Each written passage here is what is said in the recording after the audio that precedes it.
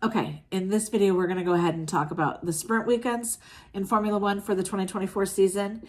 And sprint weekends were introduced back in 2021. I think the first one was Silverstone, and Fernando Alonso, I believe, won that one. But they've made changes 3 out of the 4 years to these sprint weekends. So let's talk about what the changes for 2024 are going to be. It looks like there's a scheduling change. Friday's going to be free practice 1, FP1, and then they're going to do the sprint qualifying now on Fridays. Where last year they did the sprint qualifying and then the shootout on Saturdays, and it was kind of like a standalone day.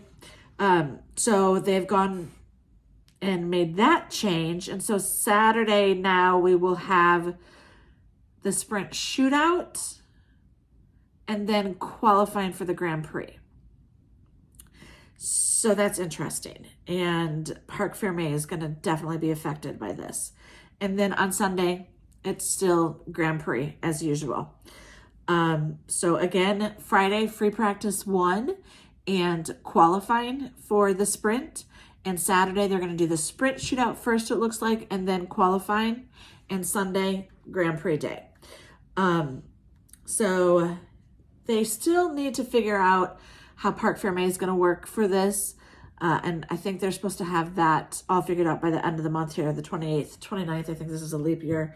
And then another thing that I need to look into that I haven't seen anything on is what the tire regulation is going to be for sprint weekend.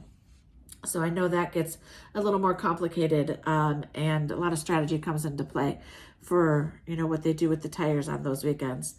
We are going to have 6 sprints again this year. We started off once upon a time with 3, and we've moved to 6 now, last year and this year. And they're going to be as follows. China is going to be the first one, and then Miami, Austria, and then Austin, 2 in America, and then Brazil and Qatar.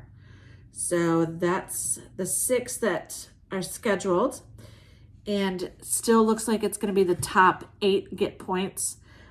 First place gets 8, second place gets 7th, all the way down to 8th gets 1. And then it also looks like they're going to allow DRS after the first lap this season. And I don't think that's just for the sprints. I think that's for Sunday race day as well.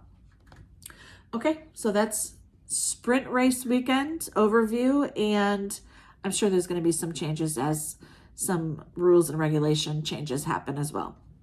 We'll see what happens. Okay, have a great day, guys.